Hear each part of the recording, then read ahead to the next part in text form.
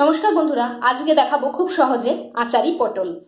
তো তার জন্য পটলটাকে ভালো করে দেখুন, পেটটাকে ছিঁড়ে বীজগুলোকে ফেলে ধুয়ে নিয়েছি এবং এর মধ্যে মশলা দেওয়ার জন্য রেখেছি ধনে গুঁড়ো, জিরে গুঁড়ো, লঙ্কার গুঁড়ো আর নুন, হলুদ। আর এর সঙ্গে আচারি মশলা বলে আমি একটুখানি আচার দিয়ে দিচ্ছি। আপনার কাছে যে পরিমাণ আচার থাকবে, যাই আচার থাকুক না কেন, দিয়ে দেবেন। দিয়ে ভালো করে এটাকে নেড়ে এবার পটলের ভেতরে দিয়ে দিচ্ছি। এইভাবে দেখুন, পটলের ভেতরে আমি মশলাগুলোকে দিয়ে এবার এগুলোকে তেলে দিয়ে দিচ্ছি। অল্প অল্পই মশলা দেবো, বেশি দেবো না। এবার এভাবে কড়াইতে তেল বসিয়ে আমি দিয়ে দিচ্ছি। এভাবে পটলগুলোকে দিয়ে একটা সিটি আসতে দিচ্ছি। দেখুন, 2 সিটিতেই হয়ে গেছে খুব সুন্দর আচারি পটল।